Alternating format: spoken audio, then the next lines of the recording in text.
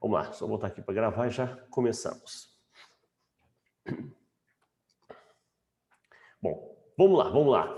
Então, a ideia, né, eu passei para vocês uma lista de questões, onde eu tentei fazer um apanhado do que seria a prova, né? A gente sabe que para a Polícia Militar do Paraná, nós temos 7 questões.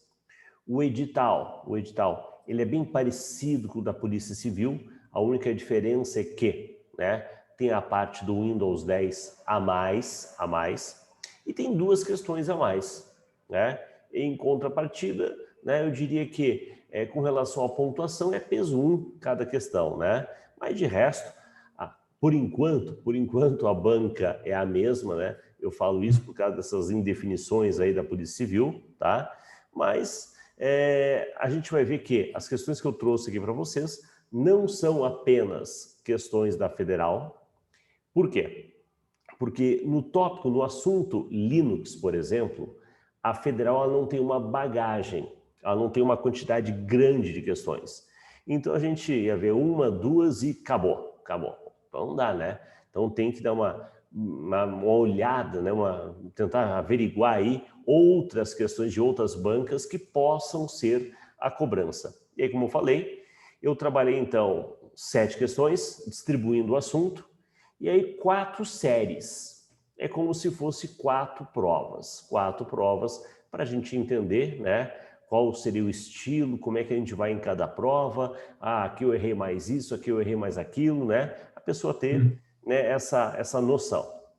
E Legal. veja... Professor, estou só eu na sala hoje? Opa! Estou só eu na sala aí ou tem mais gente? Na verdade tem mais 2 colegas, como eu falei, né? Só que eles não Então, deram para entrar, né? a certeza de participar no ao vivo, no online. Tá. Tá? Uhum. Daqui a pouco a pessoa até aparece aí, né? Aparece mais Não, alguém. sem problemas. Tá? Mas ela fica gravado para a pessoa assistir depois, tal. Perfeito? Tá, ok. Beleza. Mas aproveite aí e pergunte. Nossa, com Fica certeza. à vontade, tá? Valeu, professor. Vamos lá. Vamos lá, para a primeira questão nossa. Feita aí as explicações, né, de como é que é qual é o assunto que a gente vai abordar, vamos dar uma olhadinha nessa primeira questão.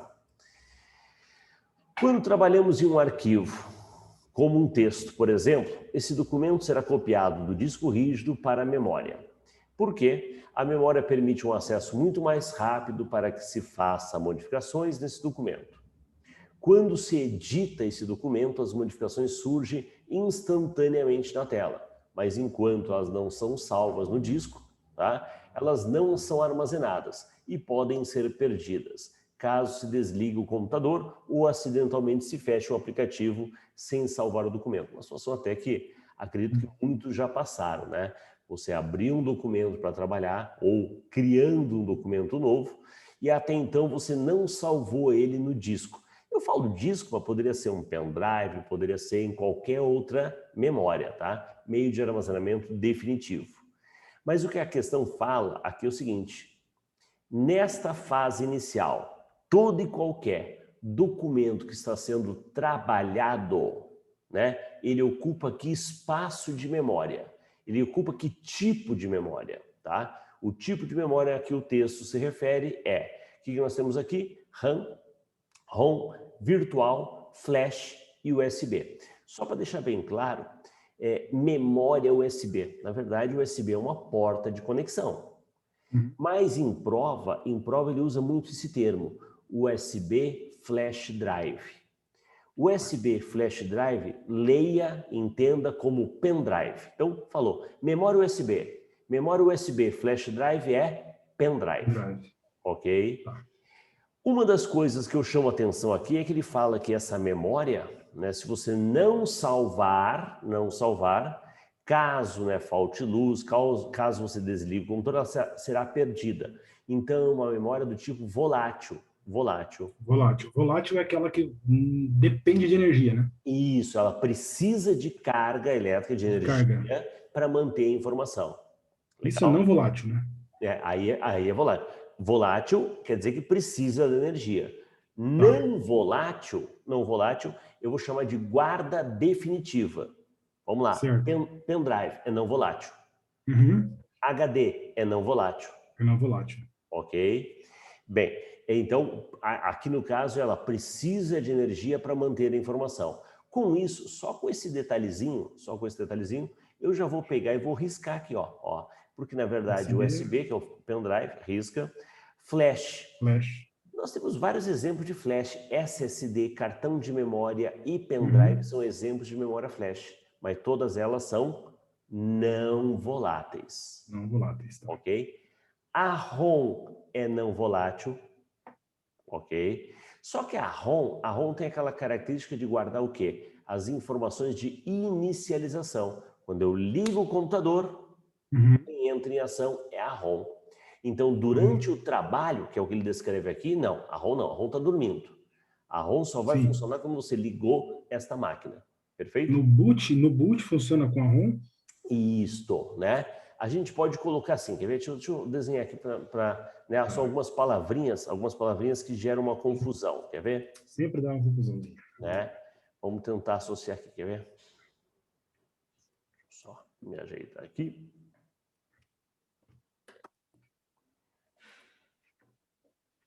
Imagine o seguinte, a ROM é a memória, é o meio de armazenamento. O que está gravado na ROM? A tal da BIOS. O que é a BIOS? Imagine uma sequência de passos, de tarefas que deve ser executada quando você liga o computador. Verifica o processador, verifica a memória, verifica periféricos. Essa checagem, a BIOS que comanda.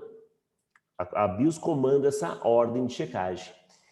A última tarefa da BIOS é a carga do sistema operacional.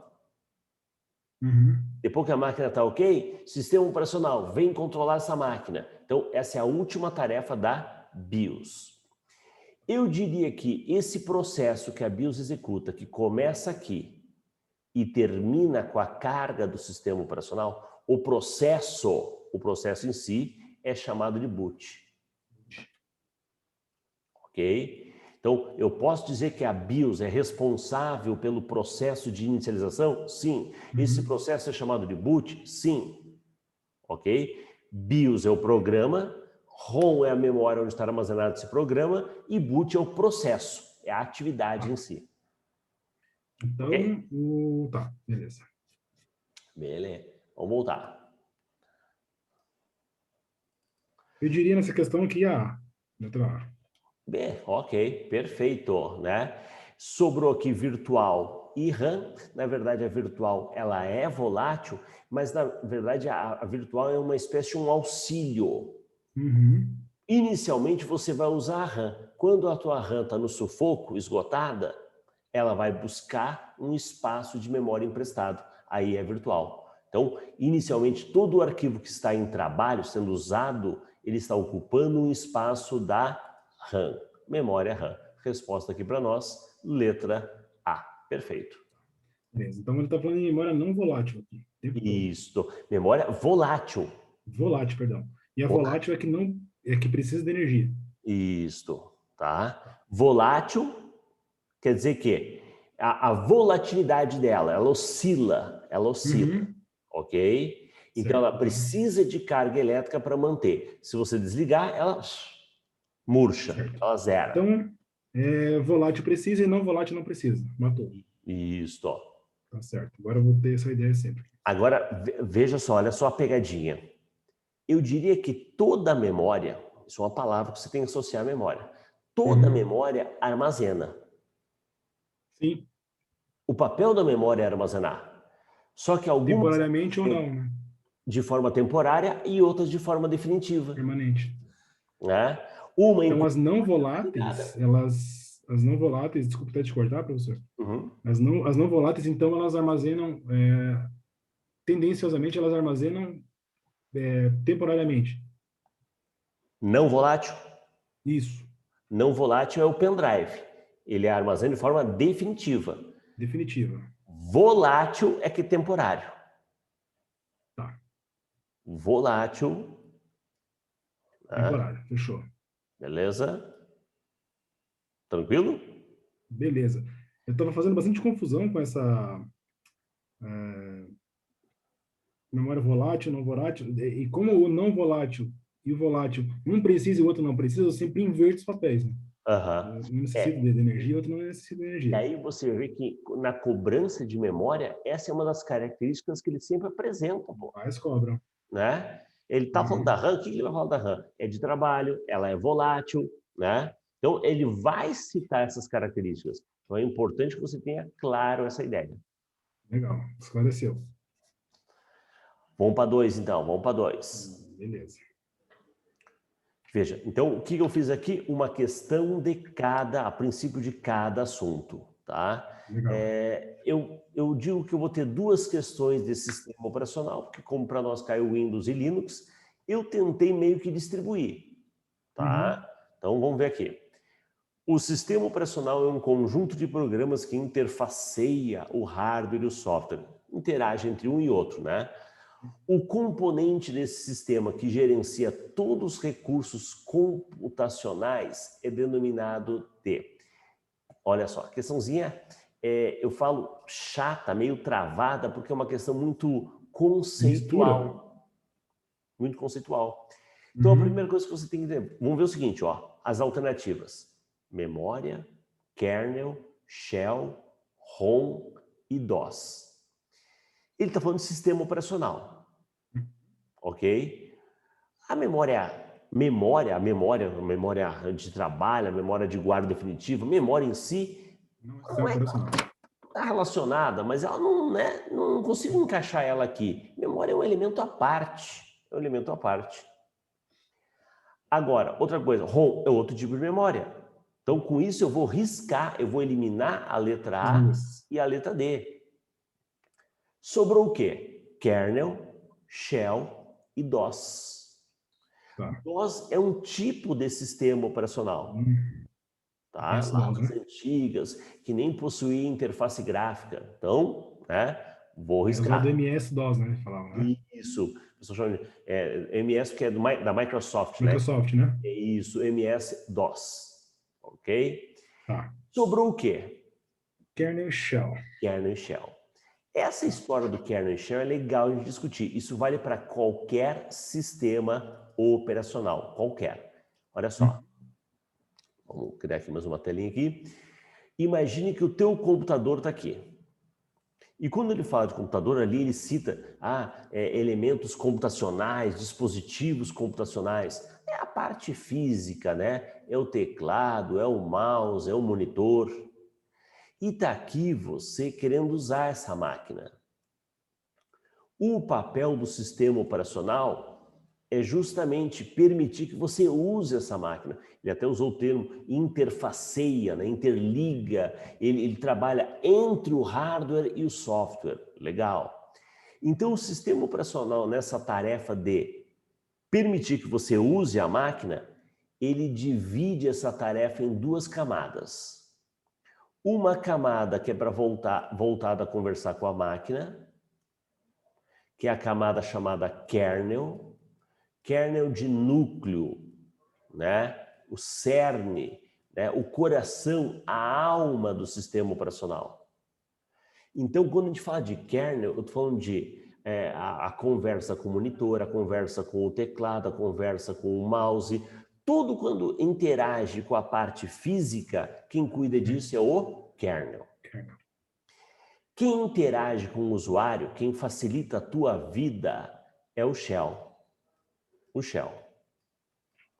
O shell, ou a concha, né, é aquela camada mais externa. Uma Uhum. camada mais externa. É a camada que vai se preocupar em conversar contigo, criar comandos, disponibilizar a interface gráfica, tudo aquilo que é para facilitar a tua vida, quem cuida disso é o shell. Tá. Ok? O que pode definir, então, para facilitar o Shell? Ele é um... Ele é parte do sistema operacional? Ou o É, é, kernel está mais voltado para isso? a gente fala que são camadas. Tá. Quando a gente fala que são camadas, eu em aula eu costumo dar o seguinte exemplo. Eu tenho uma empresa, Uhum. essa minha empresa ela foi contratada para administrar os computadores para um grupo de funcionários. Tá bom? Na minha empresa, eu vou dividir a minha empresa em 2 grupos de trabalho. Tá? Você, Danilo, você é responsável por liderar o grupo que vai conversar com o computador. Então, você tem um especialista em memória, você tem um especialista em processador, você tem um especialista em periféricos. O time de vocês, ele é responsável por conversar com a máquina. Agora, o outro time, ele é especialista em entender a necessidade do usuário. O que o usuário quer? O usuário quer ícone, o usuário quer cores assim, o usuário quer uma tela de que forma, como é que o usuário quer interagir? E aí... Uma interface. E vai criar essa interface. E aí nós vamos chamar essas duas equipes, elas vão se comunicar, né? Cada um vai dar a sua contribuição para que o funcionário possa usar a máquina. Então nós vamos entender a parte da máquina e vamos entender a parte do usuário. A minha empresa é o sistema operacional. A minha empresa tem esses dois grupos de trabalho, o kernel e o shell. Então os dois compõem, os dois fazem parte do sistema operacional, tá? Outra situação legal para você compreender é, ao longo da história, vamos pegar o Windows, que é mais conhecido, né? Certo. Você concorda que a interface gráfica do Windows mudou? Né? Lá do Windows 3.1, 95, XP, aí depois veio o 7, o 8, com aqueles blocos. Veio tudo diferente, né? Isso. Então, o que mudou? Mudou o Shell. Tá. Então, se eu colocar aqui que Shell, para poder ter uma lembrança do que é Shell, eu colocar essa mudança na interface do Windows, Isso. vai me lembrar do Shell. Isso. Tá? Só cuidado que não é só interface gráfica, tá? Quando a gente fala de interface, é a maneira que o usuário interage. Então, por exemplo, linha de comando. Linha de comando é um tipo de forma do usuário interagir. Tá? Então, não só visual, mas também através de linha de comando. Perfeito? Então, tá, a mudança da interface e dos comandos, né? Da maneira como você vai agir. Da maneira que o usuário vai mexer, usar essa máquina. Agora, o kernel.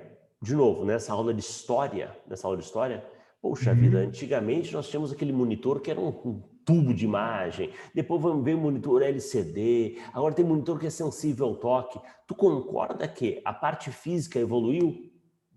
Evoluiu. Né? Pô, antigamente não tinha nem mouse, né? Então, pô, tudo isso evoluiu. Então, o sistema operacional tem que acompanhar essa evolução, mas nesse caso é a evolução da parte física. A evolução da parte física é o kernel. Ok? Certo. Então, beleza. Deu uma esclarecida boa aqui. Vimos aí as duas camadas, né? As duas, a gente chama de camada do sistema operacional. E aqui, o que ele está tratando? Né? É um conjunto de programas que interfaceiam o hardware e o software. Legal, esse é o papel do sistema operacional. O componente desse sistema que gerencia recursos computacionais, então, a ideia de periférico, a ideia de memória, a ideia de processador, a parte física. Quando ele fala que recursos computacionais, ele quer falar da parte física. Quem faz isso? O kernel. O kernel. Show. Recursos computacionais, então, a própria memória, o próprio mouse, o teclado, falou de hardware, vídeo. Falou hardware, kernel. Kernel, tá. Ok. Resposta aqui para nós é letra B de bola. A 3 é facinho. A 3 é facinho. Por quê? Na verdade, a 3 ela apenas descreve qual é o papel do sistema operacional. E nós acabamos de apresentar isso. Sim. O sistema operacional vai gerenciar o processador, vai gerenciar a memória, vai gerenciar dispositivos, teclado, mouse. Né? Então, 1, 2, 3 está ok. 1, 2, 3 está ok. É o papel do sistema operacional. Mais especificamente, a camada kernel. Agora, ele também gerencia arquivos, né? Sim. Sim. Vamos pensar, quando você espeta lá o pendrive e dá um clique duplo, em que programa eu tenho que abrir esse arquivo? O próprio sistema operacional sabe, pela extensão, pelas associações, né? Que isso aí vai ser aberto no Writer, isso vai ser aberto no Calc, isso vai abrir uma página na internet, né? Vai usar o navegador. Então, essa gerência de copiar, mover, quem cuida disso é o sistema operacional. Então... É tranquilo essa questão. O chato dessa questão é que tá todo mundo certo. 1, 2, 3, 4. Certo. Aí a pessoa sempre fica meio assim com o pé atrás, né? Não. De colocar todas certas. Tudo certo não é, né? Deve ter alguma que não tá aqui. Então, eu vou tirar essa parte de arquivo que eu acho que não tem nada a ver. Então, Só que daí a questão, nesse caso, ajudou, porque não tem a opção de 1, 2, 3, né? E aí eu falo, às vezes, a banca não sabe explorar as pegadinhas. Né? Então, aqui, mesmo que a pessoa ficasse na dúvida, poxa vida, né? Então, sabendo que é 1, 2, 3, 0, 4 automaticamente seria. Vai ter que vir essa 4 também, né? Vai querer tirar alguma parte física aqui do dispositivo. Pode ser que depois disso, que ele vê ainda, fala, não, realmente, gerencia arquivos. É engraçado que depois que você, né, vê a resposta, é muito mais fácil você concordar, não, é o 4, não, claro, né? Mas antes de saber, você fica meio apreensivo. Fica meio na dúvida, você quer o ponto. Né? E realmente, se tivesse uma letra E aqui, 1, 2, 3, muita gente cai. Caminhão de gente cai. Tranquilo? E só para aproveitar o gancho, entenda, eu acredito que a Federal vai trabalhar muito nesse estilo, de questões de assertivas. Porque eu acho que eles vão cobrar muita coisa dentro de uma questão só. Sim, porque, né, para PM até é uma quantidade maior, são 7. Mas é que é muito assunto. Muito assunto. Então, para não, de repente, não vamos deixar de fora. Joga como assertiva. Fica fácil. Verdadeiro e falso. Então, amplia, né, a cobrança. Sim. É bem o estilo da banca. Então, aqui, resposta é letra A. Beleza. Show. E agora, uma questão de cálculo. Cara, essa questãozinha, ela é fácil. Né? Fácil. Você só tem que lembrar da chamada prioridade matemática. Tá? Vamos resolver ela aqui. Quer ver? Vamos sair daqui. Vamos abrir o quadro branco aqui. Isso aqui tranquilo aqui. Né? Deixa eu só reproduzir a expressão. A expressão é 2 mais o 3, asterisco é 1 vezes a multiplicação, vezes 0, menos 1. O circunflexo é uma potência, 0 vezes 2. O aluno tem que lembrar da prioridade matemática. Pendas. Pendas diz o seguinte para você. Eu começo resolvendo pelo parênteses. Tudo bem, não tem parênteses aqui. Depois eu parto para exponenciação. Então, ele quer que faça isso, ó. Isso. É 1 elevado a 0. 1 elevado a 0 dá quanto? 0. Cuidado. 1 elevado a 0 dá 1. Ó, matemática. Caramba. Qualquer número elevado a 0 dá 1. 1 milhão dá 0. 1. Veja, né? Aqui é onde a banca cobra de vocês a matemática também. A básica. Tá? Então, aqui potência. Qualquer número elevado a 0 é 1. Então, ficamos por 2 mais 3 vezes 0 menos 1 vezes 2. Agora que eu fiz a exponenciação, eu entro nesse dilema, porque a multiplicação e a divisão têm a mesma força. Eu faço a que aparecer primeiro. Claro, aqui no caso só tem multiplicação. Né? Multiplicação aqui e multiplicação aqui. Vamos lá. 2 mais 3 vezes 0. 0. Menos 1 vezes 2. 2. Tá ficando fácil agora, hein? Tá ficando fácil. Né? 2 mais 0. 2. Menos 2. 0. Ok? Então, veja, se a pessoa se atrapalha aqui, né? Essa matemática boba, hein? Né? Ela vai achar 2 mais 0 menos 0. 2. E pior, aqui é onde a banca soube explorar, né? Tem resposta para isso. Mas a gente viu aqui que com o cálculo, a resposta é 0. Resposta letra A. Perfeito? Perfeito. Tranquilo, tranquilo? Tranquilo. Vamos para 5. Vamos para 5. Olha só, para adicionar marcadores de numeração, primeiro, o que são marcadores de numeração? Eu diria que, ó, isso aqui, ó, questão 5, item A, item B, item C, item D, isso aqui é um exemplo de numeração. Numeração. Marcadores é bolinha, quadradinho, triângulo, separando tópicos, tá? Isso é marcadores. Numeração é criando uma sequência. Item 1, 2, 3, item A, B, C. Números romanos, 1, 2, 3. Isso é numeração. Tá, mas onde é que eu vou? Porque na verdade ele fala, para adicionar marcadores de numeração em um texto editado no Writer, configuração local, idioma português Brasil, onde é que eu vou? Em qual menu eu vou? Você vai perceber que no Writer, uma das cobranças mais comuns é a cobrança do aonde está o quê? Tá? Onde é que está tal recurso? Esse recurso de marcador de numeração está no exibir, no inserir, no arquivo ou no formatar? Arrisca aí, Daniel. Eu acho que está em formatar.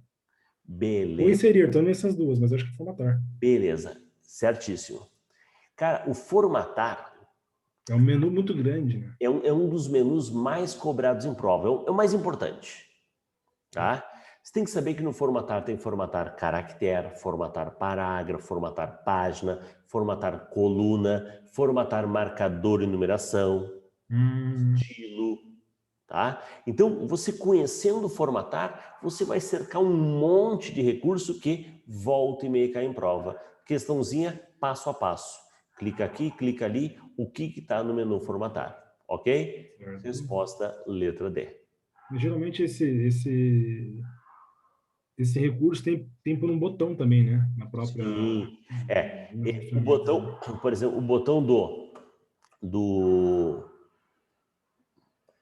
não vou conseguir fazer. Writer. Isso. O botão do marcadores é assim. O botão do numeração, né? É parecido, né? É parecido, só que ele mostra assim. Isso vai aparecer para você na barra de ferramenta. Opa, esqueci que ele pintava tudo. Aí, né? Não adianta. Beleza.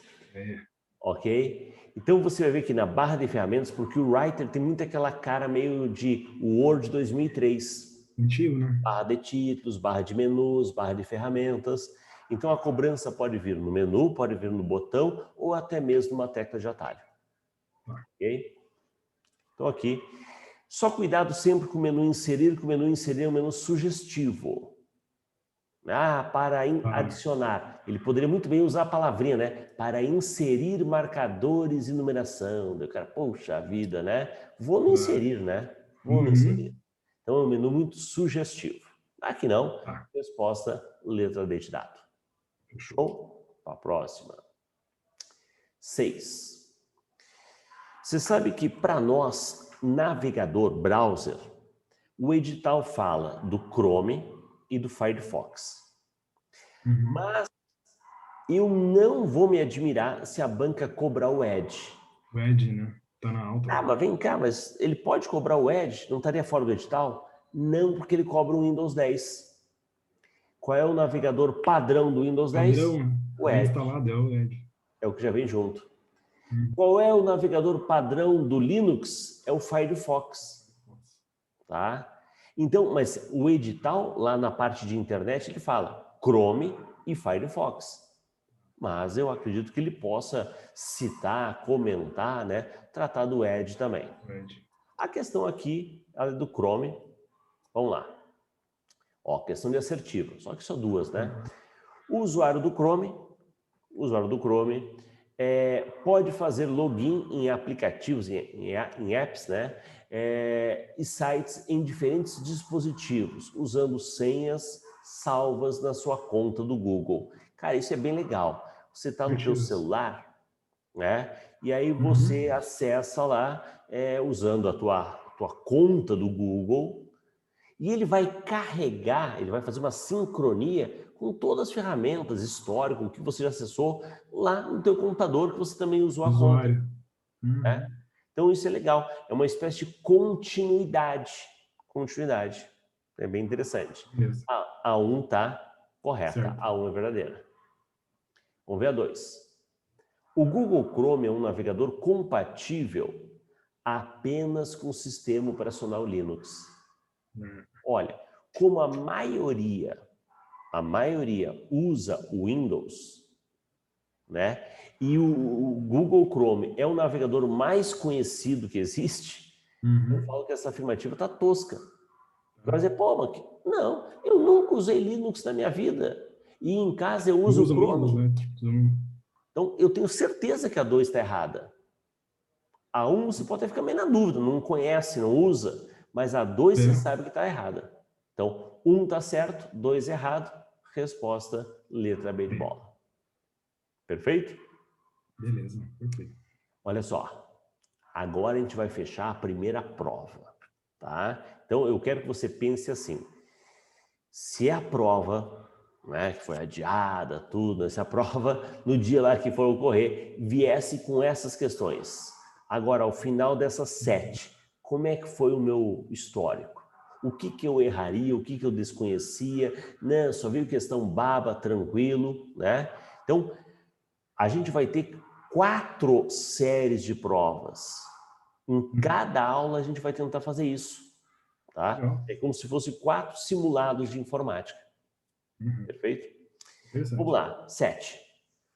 Utilizando o navegador Chrome, versão 76, versão oficial 64 bits, assinale a alternativa que representa o comando Ctrl+N. Ctrl+N, tá? O que faz Ctrl+N? Aí eu quero dizer, Ctrl+N é negrito. Pá, não fala um troço desse, pelo amor de Deus. Ainda bem que nem tem essa alternativa. Né?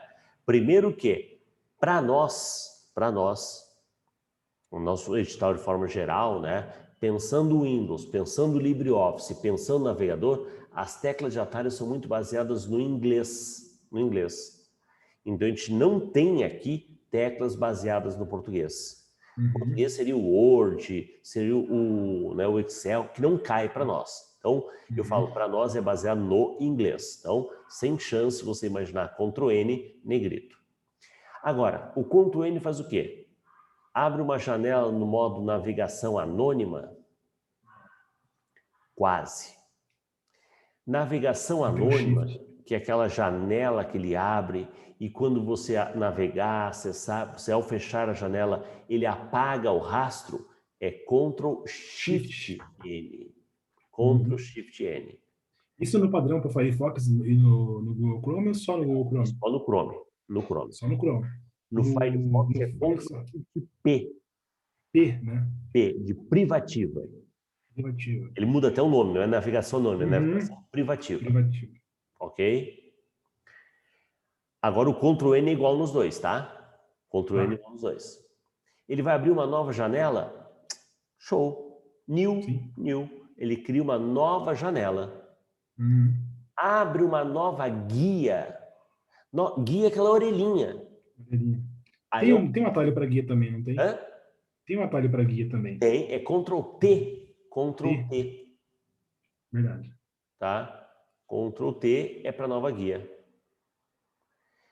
E reabrir a última guia fechada, Ctrl+Shift+T. Ctrl+Shift+T. Tá?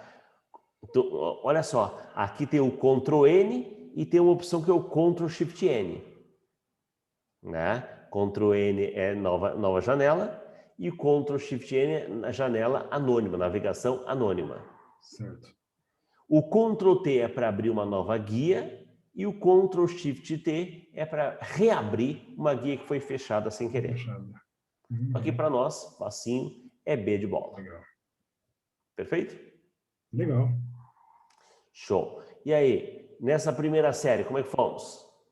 7-0? Eu diria umas 5 questões aqui. Ah, legal, legal. Eu errei a bobeira ali do cálculo. Não Né? foi Daquele cálculo matemático você atrapalhou ali. uma exponenciação de zero. Faz um tempo que eu não faço o número exponencial da zero. Danilo, só para, né, complementar. As questões do cálculo, nós temos alguns tipos de erro. A pessoa erra por desconhecer o aplicativo. Certo. A pessoa erra por, né, não conhecer a matemática. Ou a pessoa erra por descuido. Cara, então, né, por mais que a gente fale, não, conheço, eu sei fazer bonitinho, então atenção no que está fazendo, porque daqui a pouco você pisa na bola uma bobagem como essa. Matemática é assim. Matemática é assim, né? Você está lá fazendo cálculo, quer fazer de cabeça para acelerar o troço, e aí você soma 2 e 2 e achou 5. Meu amigo, ainda bem que eu refiz meus cálculos, é 4, opa, ainda bem que eu fiz. Tá? Então, cuidado. Você erra por não conhecer a ferramenta, por, né, se atrapalhar na matemática ou por descuido, bobeira mesmo. Ok? Vamos para a segunda prova. Segunda prova, né? Segunda leva de 7. Escolha a alternativa correta que identifica respectivamente as definições abaixo. Veja, então, temos aqui 1, 2, 3, 4 definições, né? Que eu tenho que encaixar aqui. Ele fala de memória, fala de software, fala de memória e de software. Então, tem 2 exemplos de memória e 2 exemplos de software. Ok? Memória interna do computador, que pode ser lida por um computador, né? Porém não pode ser modificada. As informações armazenadas nessa memória não são apagadas com o computador desligado. Peraí, como é que é a história? Quando não apaga, quando a máquina é desligada, é o quê? Memória não volátil. Não volátil, show, show. Não volátil, não. Tá? Se não perde a informação, não perde, não volátil. Certo. Ok? Então tá, vamos pensar aqui. Aqui um exemplo de não volátil, né? BIOS é memória? Não. Cache é memória? Cache? Sim.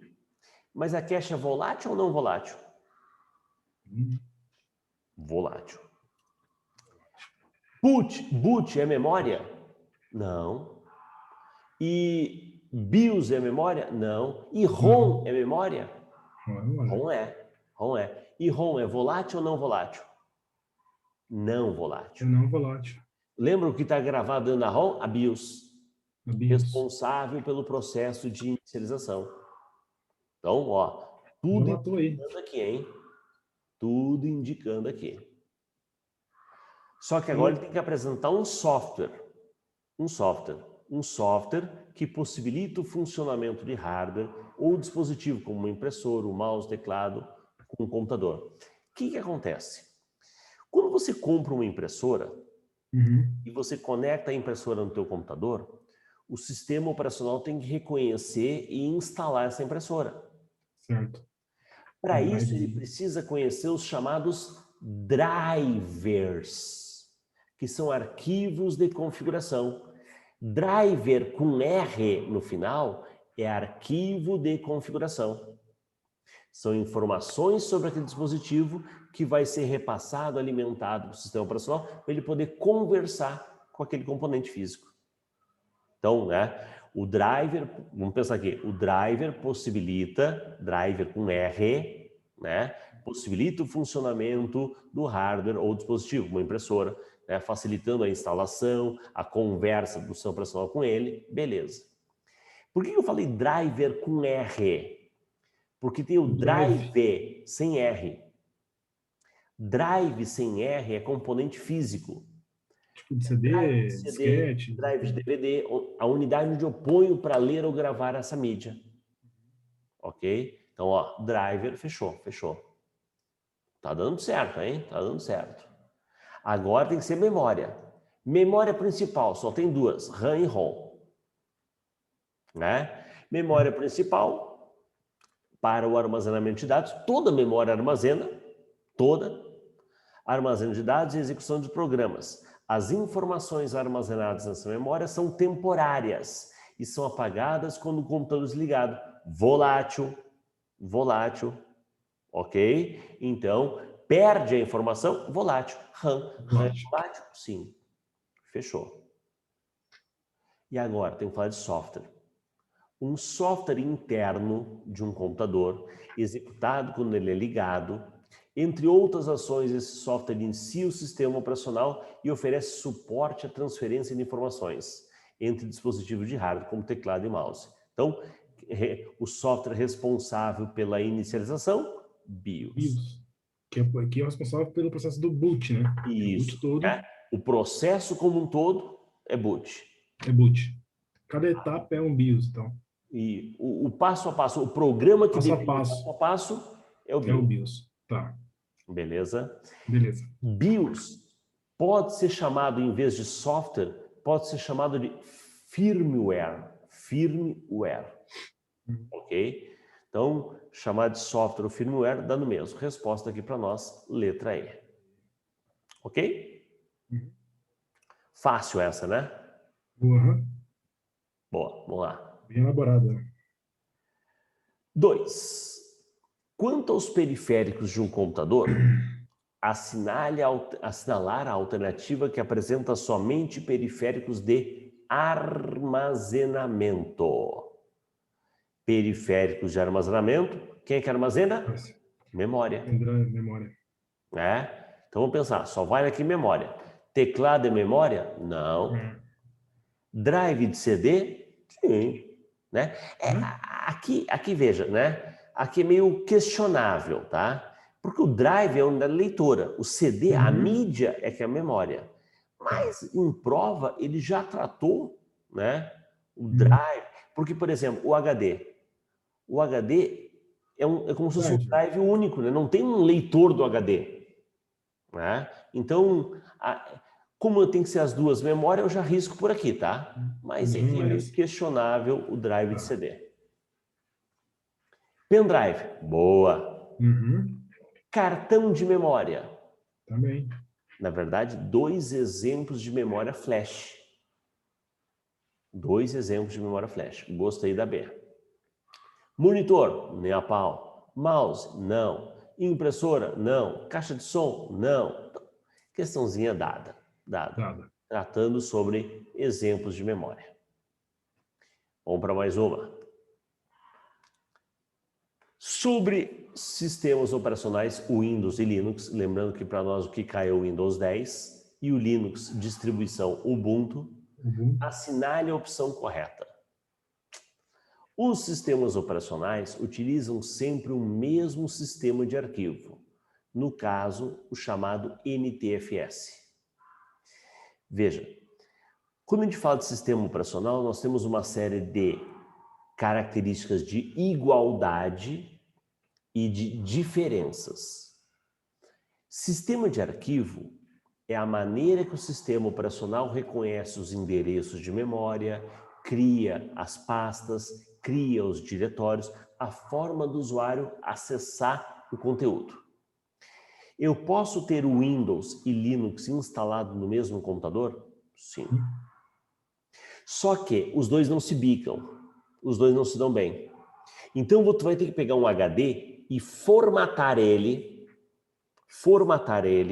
uma parte para receber o Windows, outra parte para receber o Linux.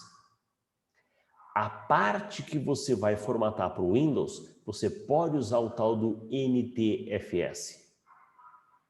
NTFS é um tipo de sistema de arquivo do Windows. Outro seria a tal da FAT. FAT16, FAT32, isso é o Windows. O Linux você vai formatar como EST. Vem cá, vamos aqui para o quadro branco. E o Linux seria o EST. Vou colocar aqui, ó. Vamos pensar. Windows e Linux. Sistema de arquivo do Windows, NTFS, perfeito, e FAT. Esses são 2 sistemas de arquivo adotados pelo Windows. Hoje o mais comum, o mais usual, é o NTFS, é o mais moderno, vamos dizer assim. O Linux usa o tal do EST. Aí tem as variações, EST2, EST3, EST4 e Reiser FS. Reiser FS.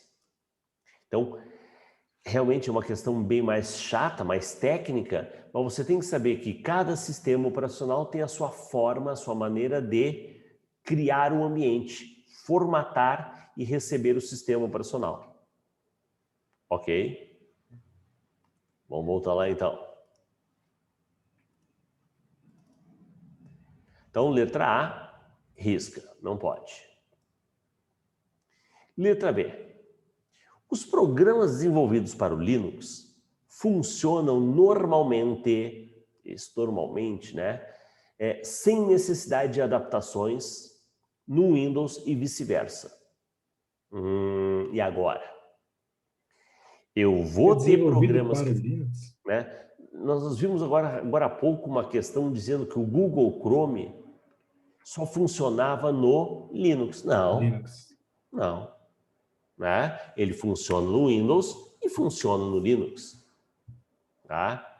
Mas tu vê que essa questão aqui, ela fala de forma bem mais ampla, que os programas desenvolvidos para o Linux funcionam normalmente, sem necessidade de adaptações. Quer ver um exemplo? Já é desenvolvido para o Linux, né? Quer ver? Quando você, acredito eu, né? Se não fez, tem que fazer isso. Já deve ter baixado o tal do LibreOffice. Já baixou? Sim, tem. Quando você vai baixar o LibreOffice, ele quer saber, vem cá, tu quer baixar o LibreOffice para o Windows ou tu quer baixar o LibreOffice para o Linux?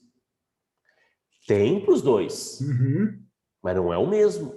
Não é o mesmo. Então você vê que deve ter tido algum tipo de adaptação, algum ajuste, até porque o sistema de arquivo, né? Então é óbvio que ele está adequado para rodar no Linux ou adequado para rodar no Windows. Então, não é? Esse sem a necessidade de adaptações é que ferrou. Tá? Então, B, não. C. O sistema operacional é um software cuja função é gerenciar recursos do sistema. Acabamos de ver isso, fornecendo uma interface entre o computador e o usuário e fornecendo suporte para que os demais programas possam funcionar. Beleza, tranquilo. É o papel do sistema operacional. Gostei. Vamos ver. Firefox e Chrome são exemplos de sistemas operacionais. Então, são exemplos de navegadores, browser. A multitarefa é um recurso do sistema operacional que permite que ele seja executado em máquinas diferentes. Não, isso é a ideia de multiplataforma. Multiplataforma é um programa que você pode rodar numa máquina de grande porte, no teu tablet, no teu smartphone, ele vai rodar em vários tipos de ambiente. Multitarefa é executar vários programas simultaneamente.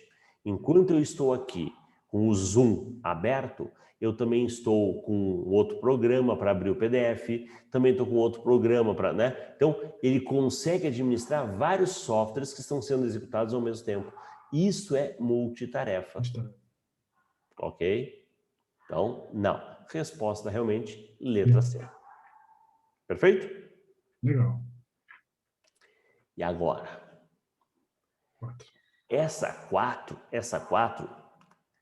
a gente tem que se preparar para questões como essa também.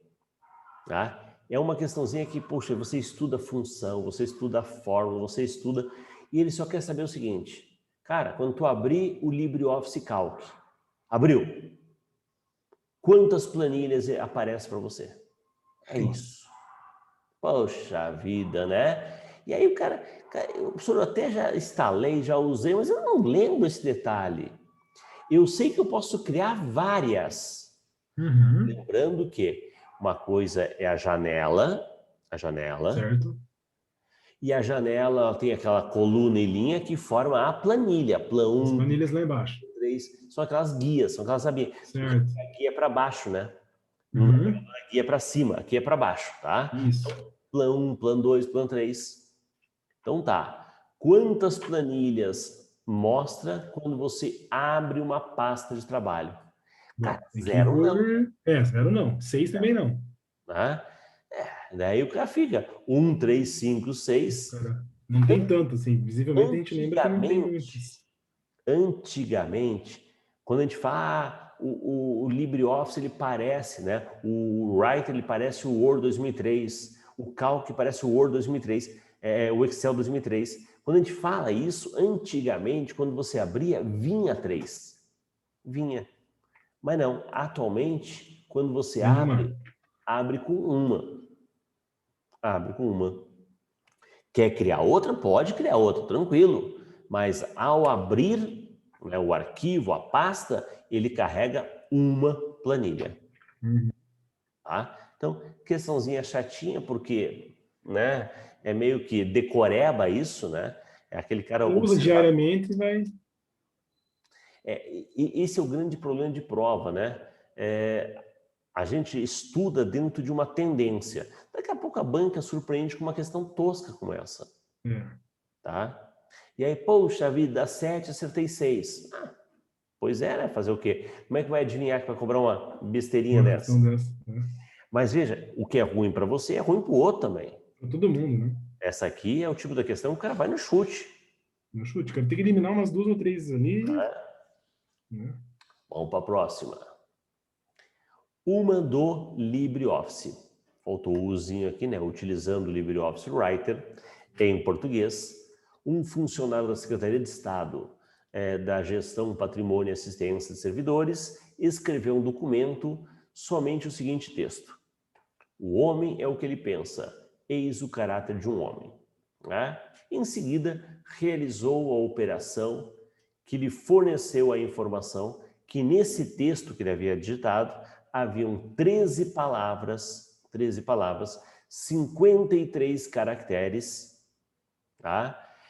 Incluindo espaço, e 41 caracteres excluindo espaços. Para obter essa informação, ele usou o menu. Opa, então, mais uma vez, pergunta sobre menu. Alguns alunos vão dizer, mas professor, lá na barra de status, lá embaixo, não aparece isso? Aparece. Você vai ver lá embaixo, ele aparece quantas páginas, quantas palavras você digitou.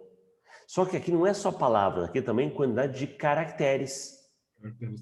Com essa informação mais detalhada, você vai no segundo menu mais importante. O primeiro menu mais importante é o formatar. O segundo menu mais importante é o menu ferramentas. Ferramentas tem ortografia e gramática, dicionário de sinônimos, autocorreção, tá? Contagem de palavras, numeração de linhas, tá? Tudo isso, macro, mala direta, tudo isso está dentro de ferramentas. Então, ferramentas é um menu legal. Estou dando a dica porque você vai ver que volta e meia cai essas questões de aonde está o quê. Então, como você já instalou o LibreOffice, eu vou pegar um sabadão aí, vou pegar esse menu formatar e vou detonar ele. Vou reescrever ele, o que tem direitinho, tá? Porque é uma questão boa de prova. Então aqui é ferramentas e depois eu vou em contagem de palavras. Perfeito? Sim. Vamos lá. Questão 5. Fácil. Para concurseiro, a tecla F5 é a tecla mais manjada que existe. Sim, fica atualizando até ver a aprovação dele. Saiu já o gabarito? Ainda não. F5. Ainda não. F5. Ainda não. F5. Então o que o F5 faz? Abre uma nova janela em Private. Olha só. Essa janela em Private, a gente discutiu isso na prova anterior, né? Na prova anterior. né? Que é o Ctrl Shift P. N. P N é no Chrome, é anônima. Tá. Aqui é in private. Private. Né? Privativa, in private é Ctrl do Firefox. P. Tá? Tá. Atualização da página. Boa. Recarregar, atualizar a página. Habilita ou desabilita a navegação em tela cheia. Qual que é essa que habilita ou desabilita a tela cheia? F8, acho, né? F6. F11. F11? F11.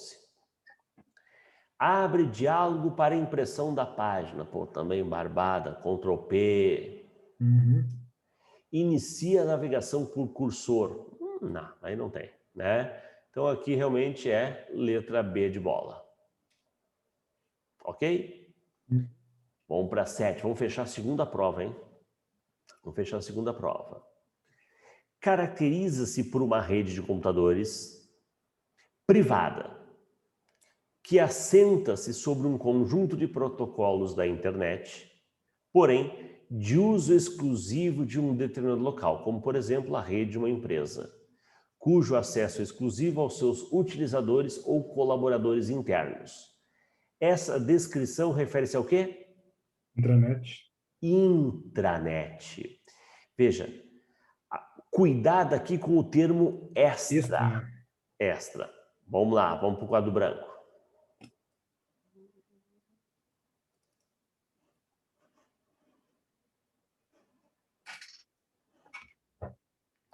Olha só. Isto aqui é o escritório, é a sala, é a rede local. Perfeito? E aqui vai ter um comentário bem interessante, bem atual, bem atual. Então, apesar da Federal ser mais uma banca conservadora, pô, né? Eu colocaria uma questão nesse estilo. Então, aqui é o teu escritório, onde você trabalha. Perfeito? Na empresa que você trabalha, no prédio, na sala, bonitinho, vários computadores interligados em rede, onde o funcionário que vai até o prédio, ele pode acessar. Então, isso aqui é uma rede local, isso aqui é a intranet da empresa. Perfeito? Intranet é rede local. Sempre. Isso. A intranet é privada e local. Ok? Tá. Só que hoje, com a pandemia, teu chefe disse o seguinte para ti, ó, cara, não dá para você vir na empresa, não. Pô, beleza, estou liberado? Não, não é liberado, não. Você vai trabalhar em casa. Home office. Então, você está em casa,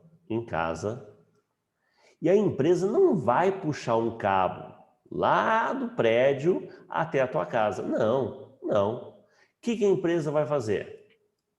A empresa vai fazer o seguinte: você tem acesso à internet em casa? Tenho. Então tá bom. Você vai utilizar a internet que liga o mundo todo. Liga o mundo todo.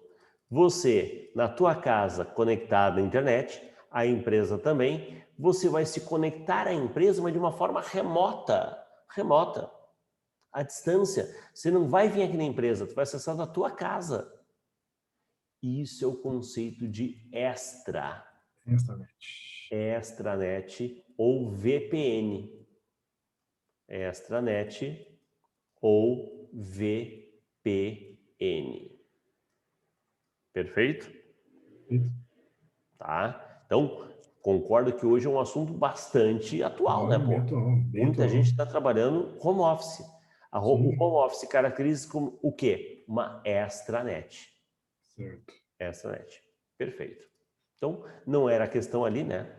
A questão ali era dentro da localidade, ó, determinado local. Então, é a ideia da intranet. Certo. Fechamos segunda prova. E aí? Boa. Tranquilo, essa melhor, né? Tranquilo, boa.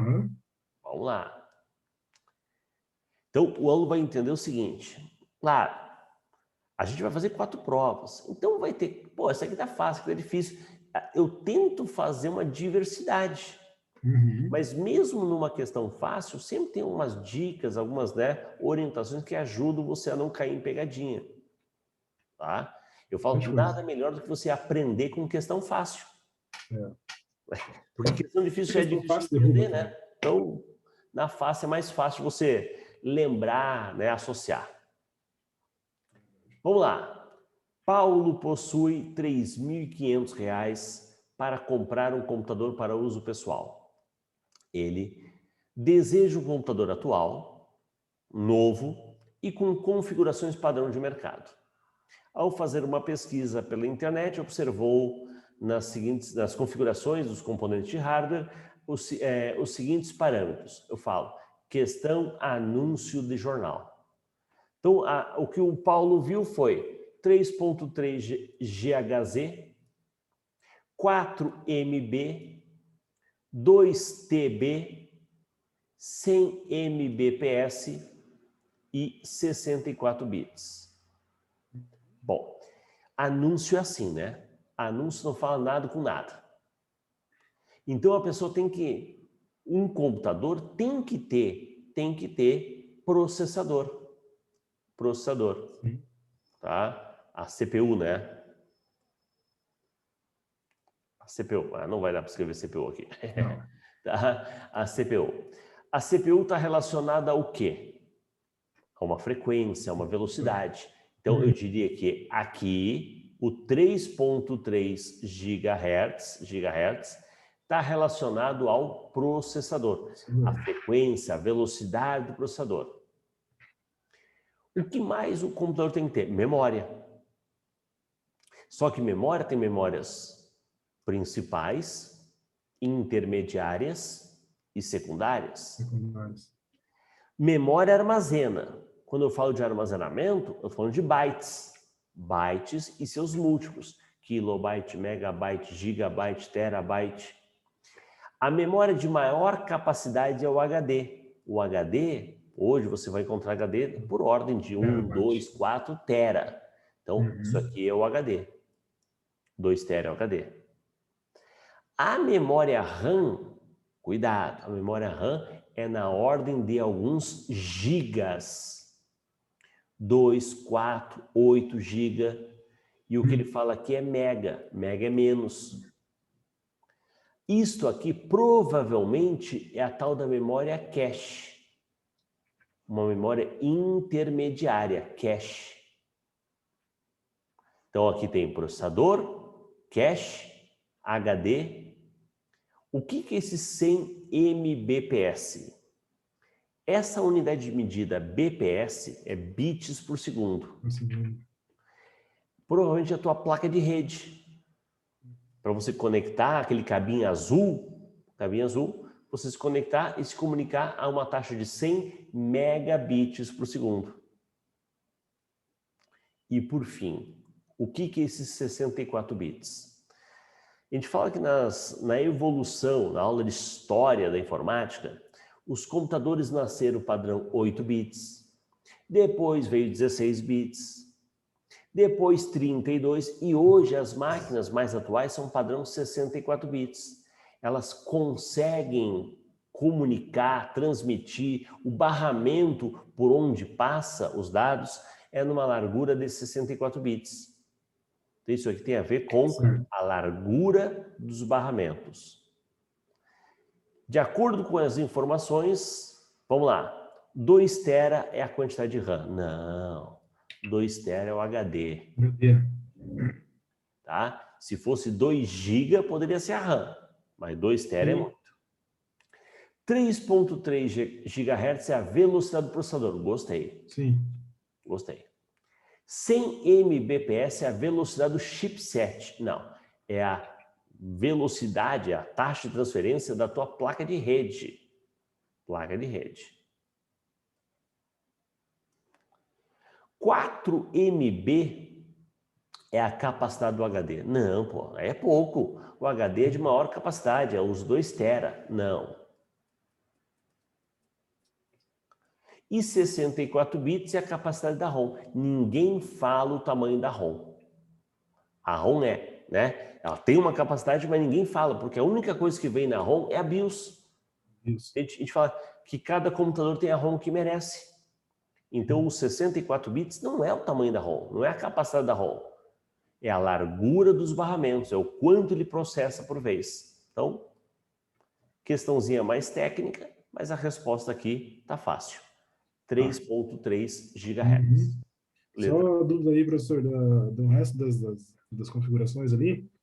Os 64 bits, então, ele está ligado a largura do barramento.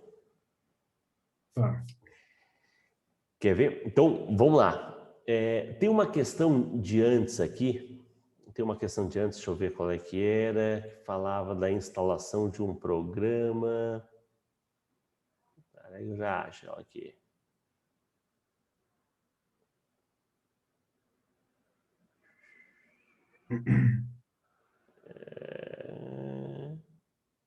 Acho que era do Chrome aqui, não era? Deixa eu ver. Não, não. Pô, tinha uma questão que falava sobre essa parte aqui.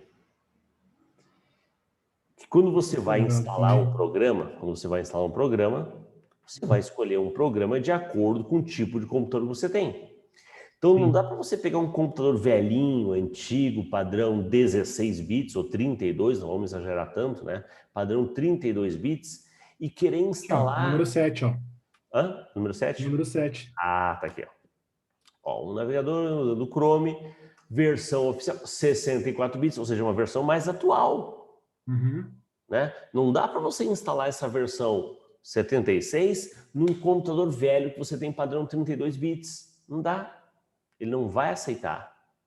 Tá? Então, na verdade, por quê? Todo fluxo de informação, toda a comunicação que ele tem é em blocos de 64 bits.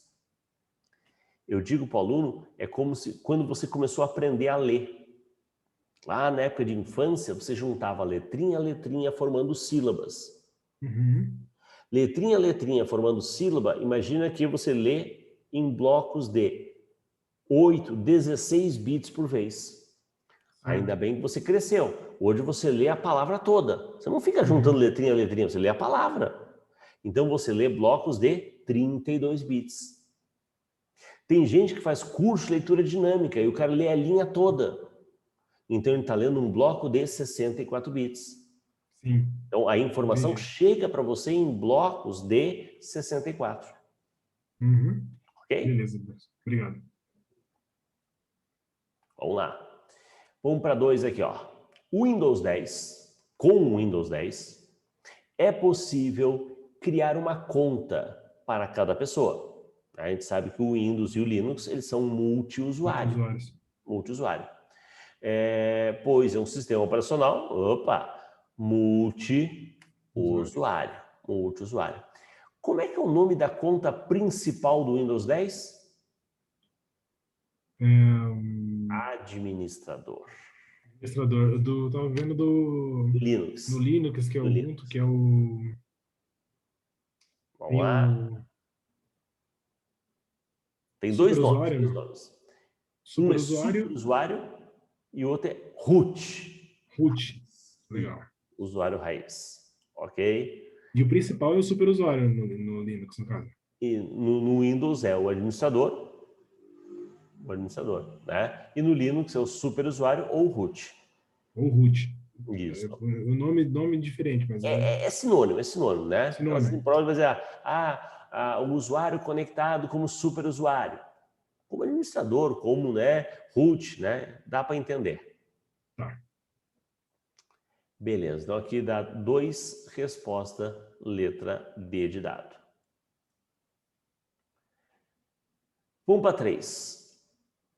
Olha só, essa 3 é legal.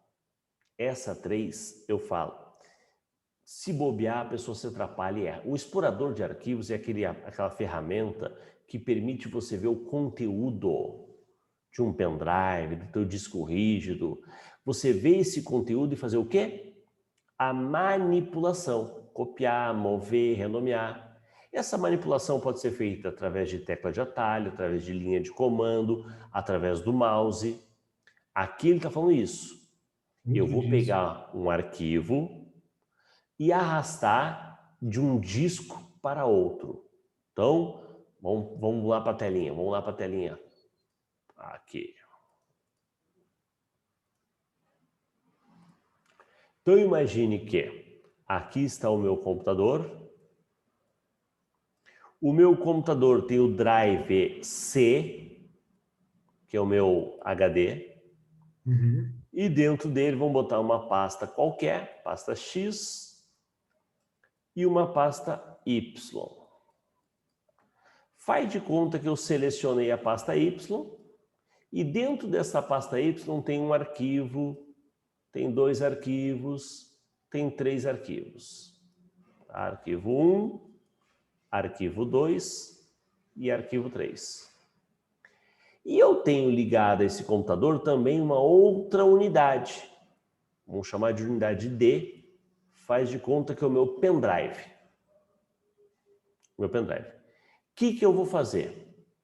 Eu vou pegar esse arquivo e vou arrastar ele para um outro disco, para uma outra unidade. Se eu clico e arrasto ele para outra unidade, o que eu estou fazendo? Para outra unidade, copia na mesma unidade móvel. Isto. Macetezinho. Copia. Né? Macetezinho. Na mesma move. Unidade diferente, né? Copia.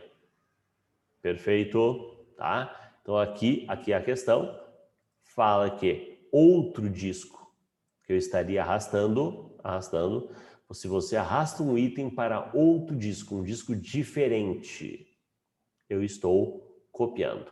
Resposta, certo. Letra B. Beleza. Perfeito? Perfeito. Vamos para 4. Uma planilha apresenta uma lista de nomes e suas respectivas idades.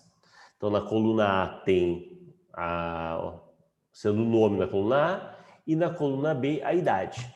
Beleza. A lista contém 100 nomes. 100 nomes. E suas respectivas idades.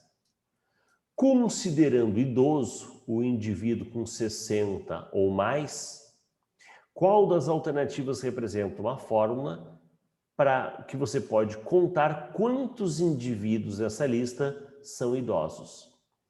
Então, primeira coisa, o que eu quero fazer? Uma contagem. Contagem. Então, o que ele me oferece aqui? Um conte C, uma função C, um conte C e a função C e a função... Ó, C-conte não tem, tá? Não existe. C-conte não tem. O nome da função que faz uma contagem é a função conte C. Como é que funciona a função conte C? Nome da função, abre parênteses, fecha parênteses, intervalo e condição. Intervalo e condição. Eu já sei que a função é a função conte C. Então tá, risca, não é e não é. Sobrou aqui. O intervalo tá igual, ó, B1 até B100. B1 até B100. Qual é a condição? Com 60 anos ou mais. 60 inclusive. 60. Então é maior ou igual, né? Então, maior, a condição é ser maior ou igual a 60. Observe que a condição ela é colocada entre aspas. Tem que ser maior ou igual a 60. Ok? Maior ou igual a 60. Resposta, letra A. Letra A. Perfeito? Entendemos a estrutura da função conte C? Sim. Tá? Sempre entre parênteses, entre aspas, então, a condição. A condição, se ela fosse igual a determinada idade, eu poderia dizer a célula onde tem aquela idade. Agora, quando é o maior igual, menor igual, essa condição está entre aspas. Beleza. Perfeito? Vamos para mais uma de planilha. Em uma planilha, foram digitados os números 7 em A4 9 em B4, 3 em C4, 13 em D4. E em seguida foram inseridas duas expressões, soma e uma média. Se a célula D4, não termina aí, tiver seu conteúdo alterado para 25, qual vai ser os valores de D6 e D8? Então, vamos para o quadro branco. Vamos lá. Vamos desenhar. Essa aí tem que desenhar. Fazer de cabeça é besteira. Então, o que ele fala? Que você tem valores em A4, B4, C4 e D4. Vamos fazer a planilha aqui. A, B, C e D. Como para mim só me interessa a coluna, a linha 4, então vou fazer assim, ó, A, B, C e D, e aqui está a minha linha 4, tá? 4, 5 e aí vai. O A4 tem quanto? 7. O B4 tem quanto? 9. O C4 tem quanto? 3. E o D4 tem quanto? 13. Aí ele vai fazer uma soma de A4, ponto e vírgula. Ponto e vírgula é o quê? E. D4. Se eu fizer aqui A4 e D4, o resultado é 20. Mas calma, calma. E depois ele vai fazer a média. Média, só para lembrar que média tem que ter acento. Média de A4, 2 pontos. 2 pontos é o quê? É até? É um até. A4 até D4. Aí é toda esta faixa aqui. Toda essa faixa. Né? Toda essa faixa. Todo esse intervalo. Que dá 20, 29, 32. 32 por 4, 8. 8. Legal. Só que daí a questão não termina. Aí a pessoa já mais, não, 28 é letra A, acabou. Calma, calma. O que ele fala? Se a célula D4 tiver seu conteúdo alterado, então ele vai sacanear e vai alterar aqui o conteúdo de D4. Vai alterar para quê? 25. 25. A soma muda, ó, porque agora é 7 e 25. Então não é mais 20. Agora é 32. 32. E agora aqui a média é tudo isso. É o 10, é o 35, é o 44 dividido por 4. 4. É 11. 44 por 4, 11. 11, não mais o 8. Então, moral da história. O que tem ali para nós? 32 e 11. 32 e 11 está onde? Na letra D. Resposta letra D de dado. Vê, mas tem a resposta inicial do A, né? O apressado, o apressado. Já vai. Não viu que mudou aqui, né? Quis marcar a letra A. Não caiu nessa, né? Não. Opa, ainda bem. Tá valendo. Ainda bem. Uma coisa que eu estou aprendendo é ler o enunciado inteiro mais uma vez agora. Porque... Lembra que a gente falou? Questão de planilha. Ou você erra porque não conhece o aplicativo. Não sabia aquele ponto e vírgula, 2 pontos. Você erra por causa da matemática, não tem muita coisa, é uma soma e uma média. Ou você erra por descuido. Não percebi que ele tinha trocado. É o descuido. É onde o cara vai fazer você errar. As questões de planilha, falou em fórmula, tem que desenhar. Em alguns casos ele mostra a planilha que já ajuda, né? Mas em outros, assim, cara, desenha que fica mais fácil. Porque eu falo que no dia da prova, a tua tensão é muito grande. Então você querer fazer de cabeça é ruim. A chance de você se atrapalhar, né? E aí, fez e não tem a resposta. Fazer de novo? Se você desenhou, né? É mais fácil. É mais fácil. Tá? Desenha. É um tempinho que você gasta, mas vale a pena. Certo. Vamos para 6. Tecla de atalho. Vamos lá. baseando-se no processador de texto LibreOffice Writer, assinale a alternativa correta. Onde o mais é só usado para interpretação, mas que são as duas teclas em conjunto. Ctrl N, coloque negrito.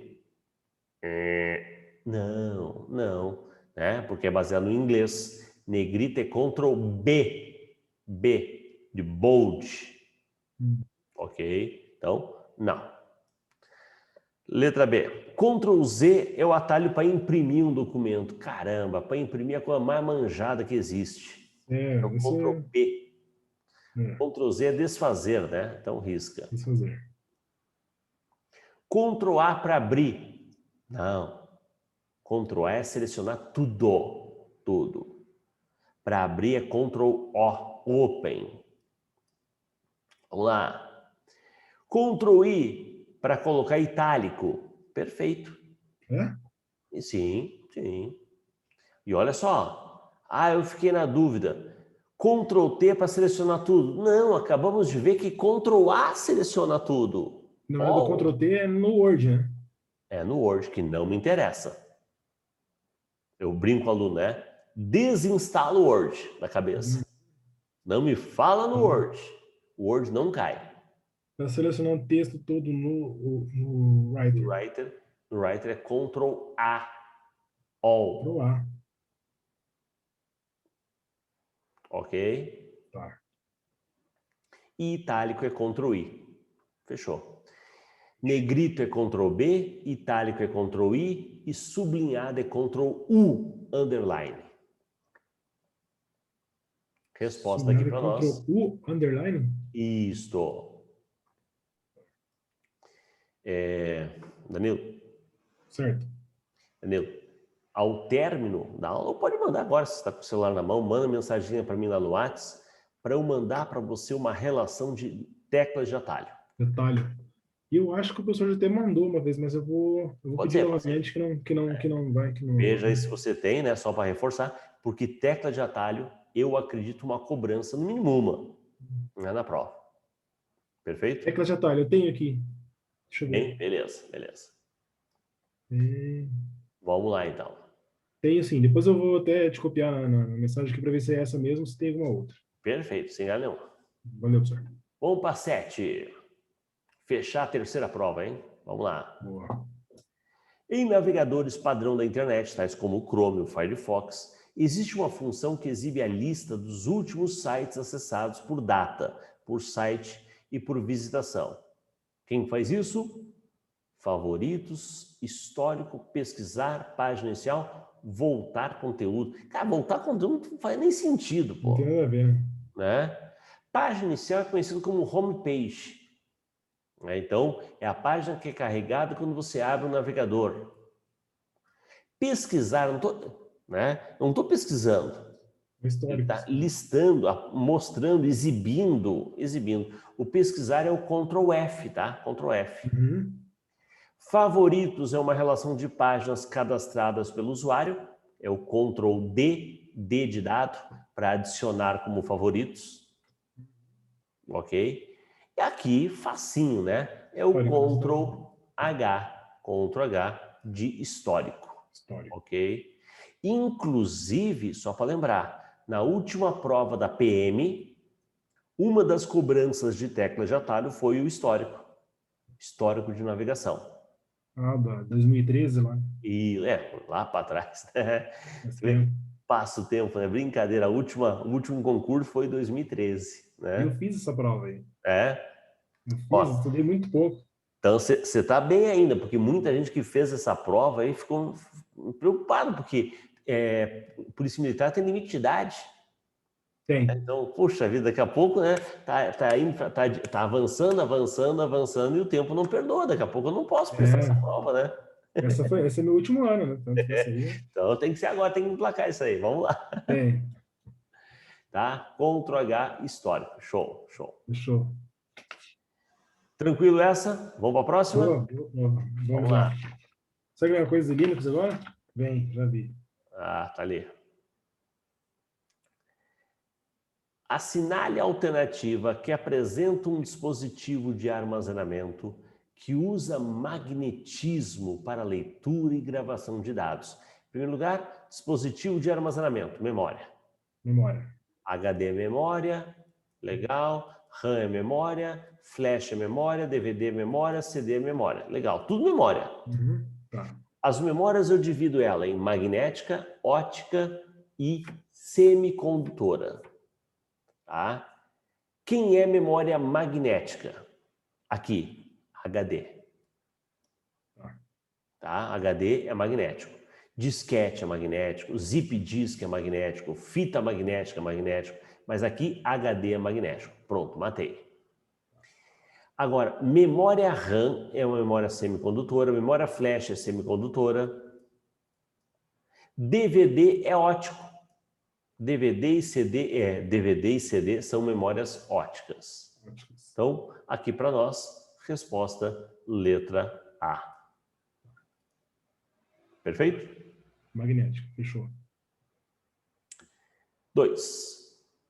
Um usuário digitou o comando VI em um computador com sistema operacional Linux. Isso significa que ele deseja. Olha, eu acredito muito em questões meio que comparando uma ferramenta, um recurso, Windows e Linux. Eu diria que o VI é para você abrir um editor de texto nativo que acompanha, que vem junto com o Linux. Então eu diria que esse VI, esse comando, ele vai abrir algo equivalente no Windows a um bloco de notas, a um notepad, tá? Então, VI não é para alterar a senha, não é para mudar o arquivo de lugar, não é para listar o conteúdo do diretório, não é para remover, não. É para abrir o editor de texto. Ok? Vamos lá, só o seguinte. Vamos para a telinha branca aqui. Fazer uma... para as outras alternativas, né? A letra A, por exemplo. A letra A, ele fala sobre... É a nossa resposta, abrir o editor, né? Eu vi. Beleza. Alterar a senha. PASWD. Não é password, não. É PASWD. Ok? PASSWD? É PASSWD. Tá. Isso é para alterar a senha. Tá. O pessoal confunde muito com PWD. PWD é para informar, dizer em que diretório você está. PWD diz em que diretório você está. E PASWD altera a senha. Muda um arquivo de lugar. Mudar um arquivo de lugar é mover, né? Mover. Mover é MV. MV. Só para lembrar que o MV serve para mover e para renomear. MV tanto move como renomeia. Listar o conteúdo de um diretório. PWD informa que diretório você está. Listar o conteúdo é LS. E remover um diretório, RMDIR. E o RM, ele remove o que está dentro do diretório? Olha só, o RMDIR, o diretório tem que estar vazio. Tem que estar vazio. Está vazio. Se o diretório não estiver vazio, você vai usar o comando RM. O RM remove arquivo ou diretórios. E ele não precisa estar vazio. Ok? Beleza. Então, realmente, a questão aqui não tratou um comando dos mais usuais, mas dava para ir por tabela, né? Poxa vida. Tô tirando o restante ali, né? Esse aqui eu sei que não é, esse aqui eu sei que não é, esse aqui eu sei que não é, só sobrou letra A, né? Fazer o quê? Qual que muda o arquivo de lugar, professor? Desculpa. Mudar o arquivo de lugar, MV, mover, né? MV, tá. MV, mover. Tá. Ele move e renomeia. Ele tem uma dupla função, tá? Vamos lá, vamos para 3. Ó, esse aqui mostrou a planilha, né? A respeito do LibreOffice Calc, observe a figura a seguir, a qual mostra as células de uma planilha.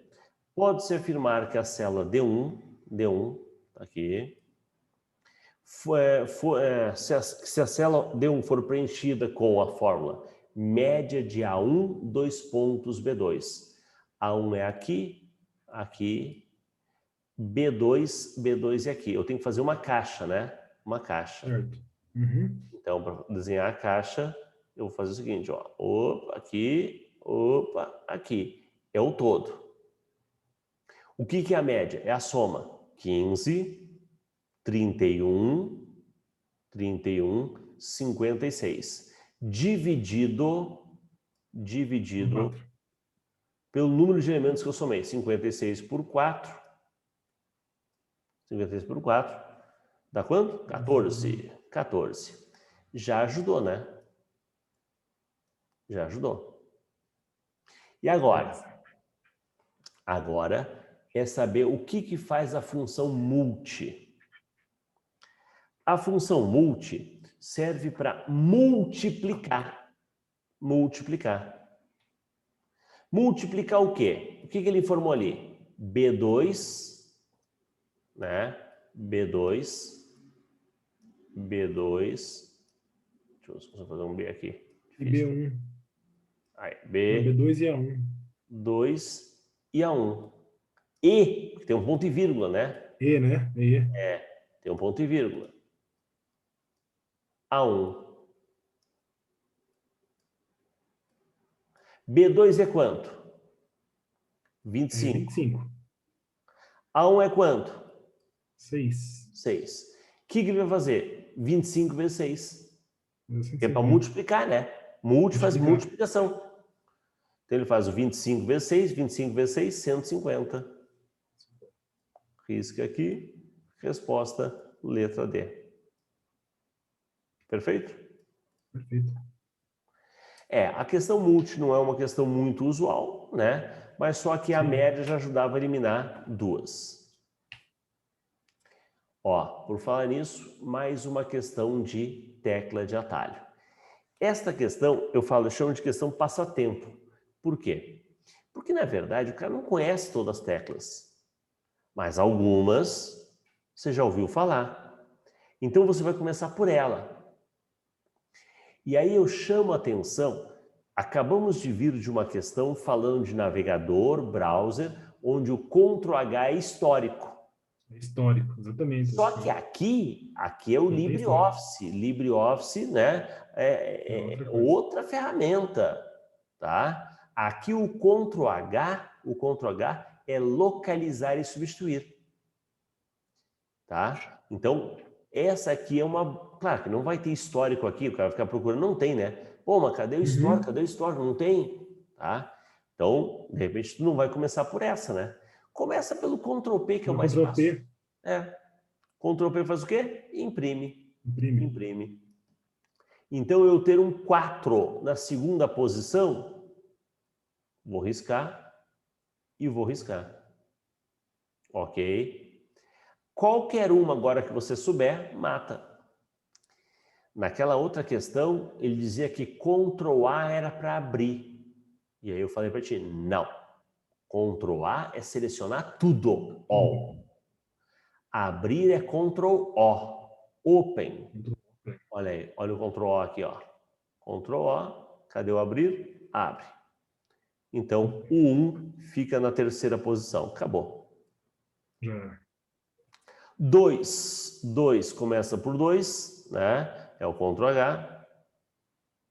Tá? Chama a caixa de diálogo, localizar e substituir. Ctrl+Q sai do aplicativo. Beleza. Então, 2, 4, 1, 3, resposta letra C. Tá. Perfeito? A questão de abrir Ctrl+O, beleza. Ctrl de open.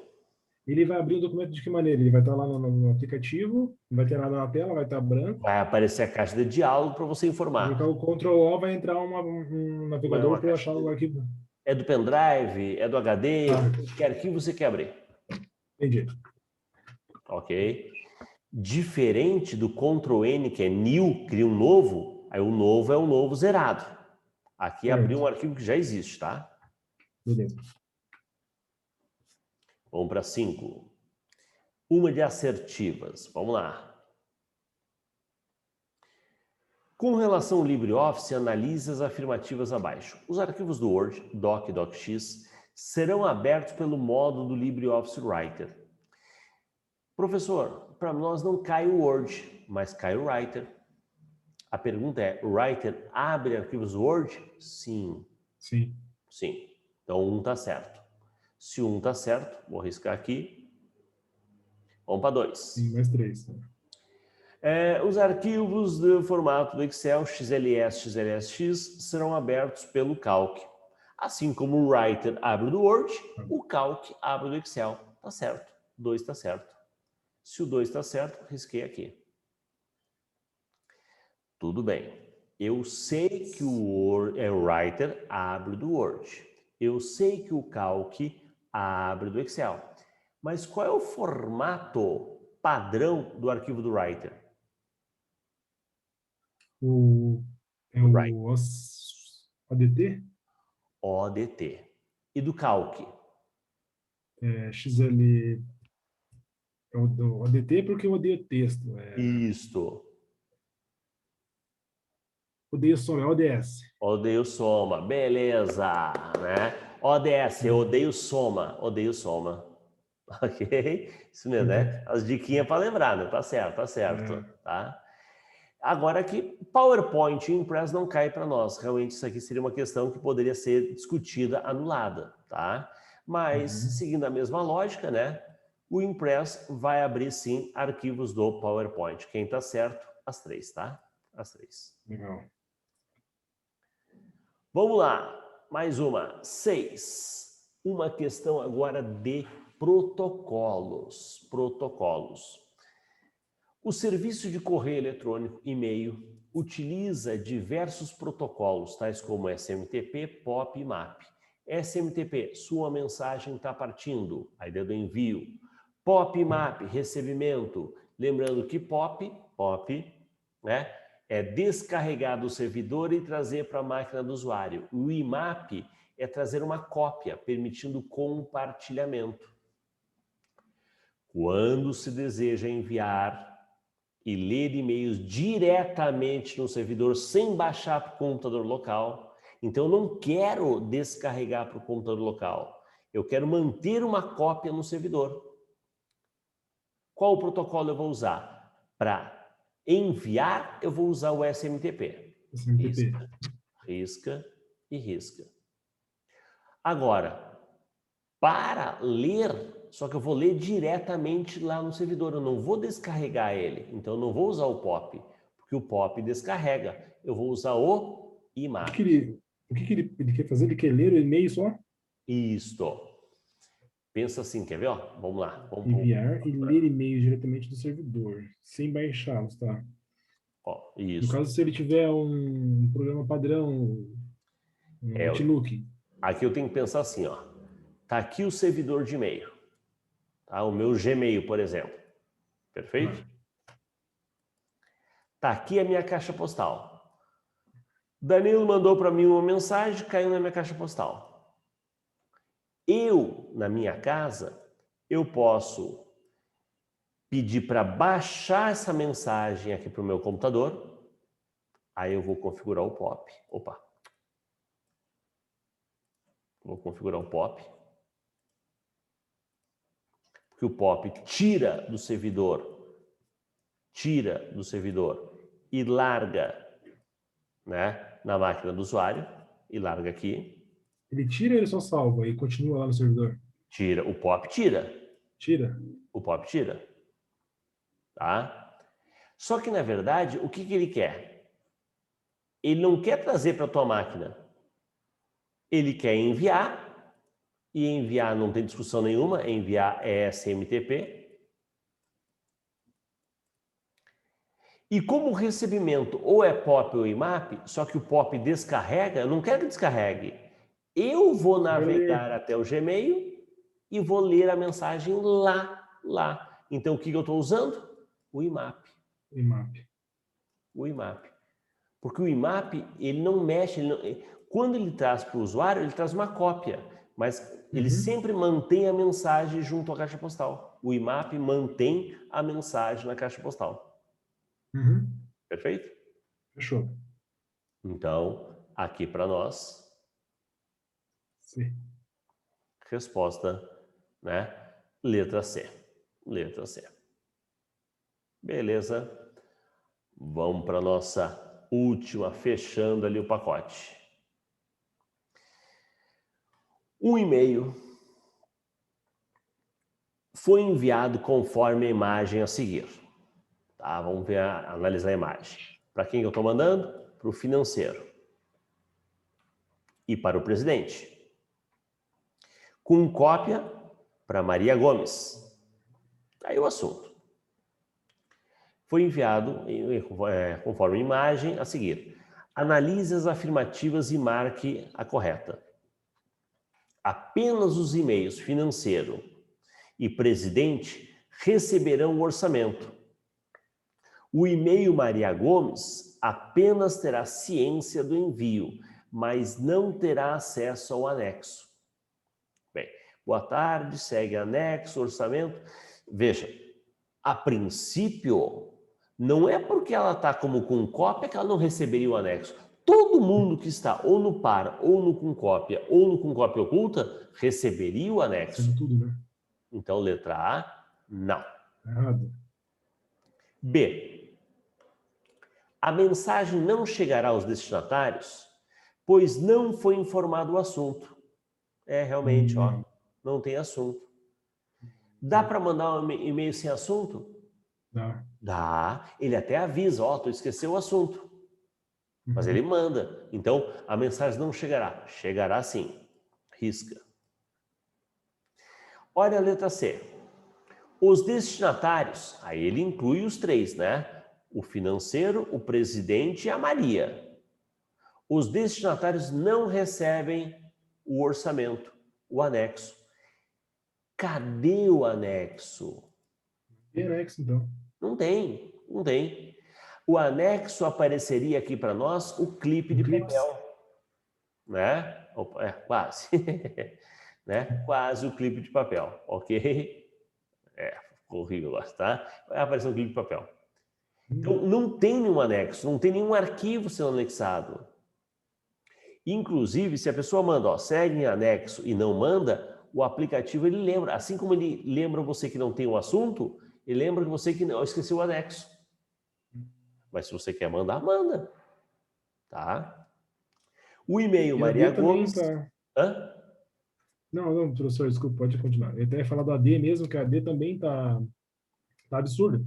Então... O e-mail Maria Gomes, _ Gomes, @gmail, não é o endereço válido. Mas por que não? Gmail é bem válido, né? É um servidor válido e o underline pode usar assim no endereçamento. É válido sim. Então, realmente, a única resposta viável aqui é a nossa letra C. Letra C. Se ficasse em dúvida, né, que ia ser os destinatários não receberiam o orçamento. Mas o anexo, ele está dizendo que está indo, mas né, vai estar mais para baixo, sei lá, a pessoa poderia ficar meio confuso. Mas não, tá? É realmente... Eu não me ligaria nessa situação do anexo. Eu não me ligaria. Se eu lesse a C, os destinatários não receberam o orçamento. Tá, mas como não? Se ele enviou o orçamento, né? Tipo, aí agora, a Maria Gomes não é um endereço válido, daí eu ficaria procurando o anexo, alguma coisa para entender a C. Muita questão a gente vai por eliminação, né? Pô, é absurdo, só sobrou essa. Então tem que ser essa, né? Tem que ser essa. Então a gente vai meio... Essa aqui fazia sentido, né? Depois ela faria sentido, quando eu lesse a D, a C faria sentido. Pelas beiradas. Beleza. Cara, e-mail é o tipo de serviço que o grau de dificuldade de e-mail, não digo zero, mas ele é baixo. É um e-mail que não evoluiu muito. É um serviço que não evoluiu muito. Então, as questões de prova são sempre aquela mesmice. É o protocolo, é mandar anexo, é o com cópia oculta, é o responder a todos. É sempre isso. Sempre isso. Perfeito? Perfeito. Beleza. Com isso... O cópia oculta ainda pega um pouco das pessoas ainda, né?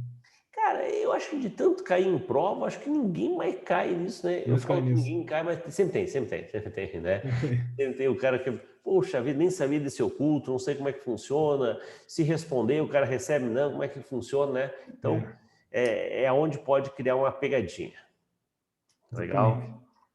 Então, Bem, fizemos hoje 4 provas. 28 questões, número bom aí para a gente começar o nosso estudo. Semana que vem tem mais, né? Na hora que eu subir essa aula aqui, eu já mando o link para você também, se quiser assistir depois, escrever algum comentário, né? Fica à vontade.